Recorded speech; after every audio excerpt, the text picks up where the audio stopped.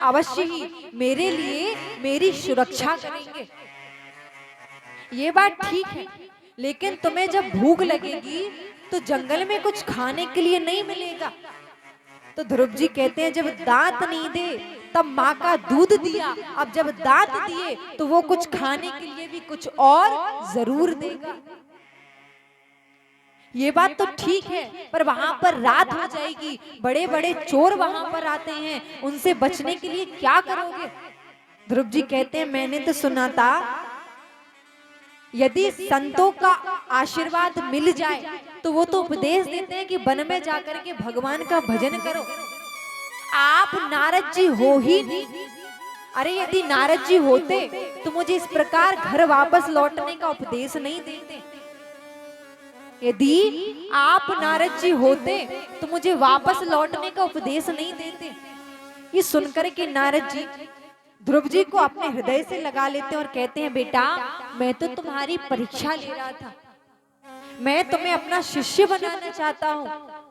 तब नारद जी ध्रुव जी के कान में एक मंत्र देते हैं और कहते हैं, इस मंत्र का तुम जप करना। ओम नमो भगवते वासुदेवाय नमः। इस मंत्र का वन में जाकर के तुम भजन करना।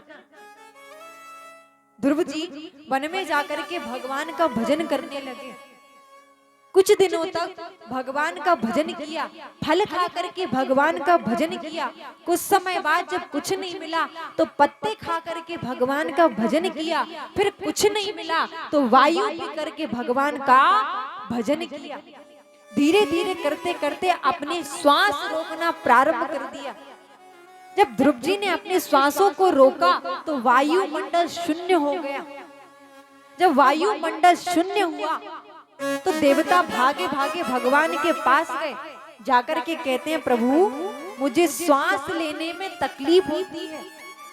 भगवान कहते हैं, मेरा एक शिष्य है जिसका नाम ध्रुव है, मैं अभी जाकर के उसे दर्शन देता हूँ, अभी जाकर के मैं उसे दर्शन देता हूँ।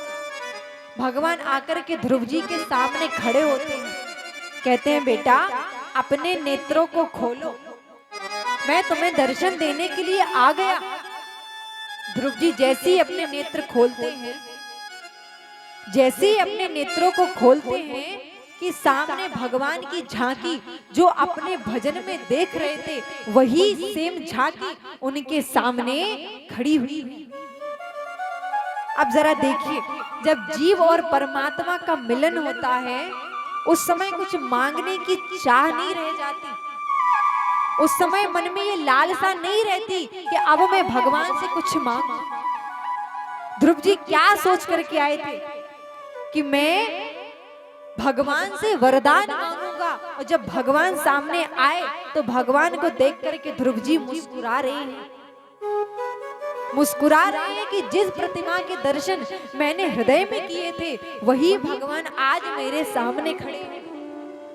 भगवान इसलिए मुस्कुरा रहे हैं कि देखो तो जरा इस बालक को, ये कुछ मांगने की वजह मुझे देख करके मुस्कुरा रहा है।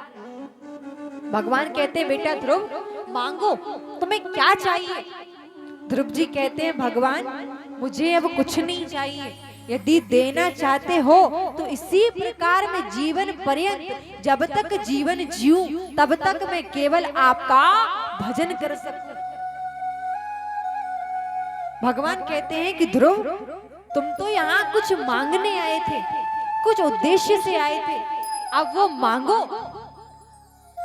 तो ध्रुव जी कहते हैं कि प्रभु मैं बहुत कुछ मांगने आया था, लेकिन अब मुझे कुछ नहीं चाहिए, अब तो एक ही वरदान दे दो, क्या कि मैं जीवन पर्यंत आपका भजन कर सकूं।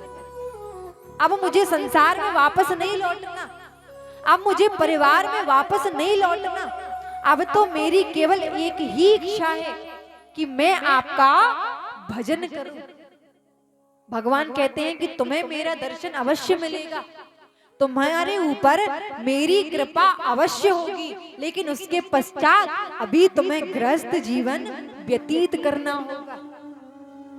ध्रुव जी वापस लौट करके आते हैं, लेकिन उनके मन में अभी भी एक चाह लगी है कि काश मैं इस उद्देश्य से वन में ना गया होता कि मुझे अपने पिता के पास जाना है।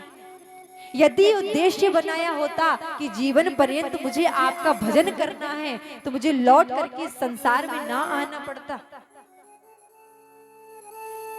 संसार में रह करके भी हमारे पास इतना अमूल्य समय है कि बैठ करके हम जितना चाहें भगवान का भजन कर सकते हैं। कलयुग की एक विशेषता है कि भगवान कलयुग में बहुत जल्दी मिलते हैं।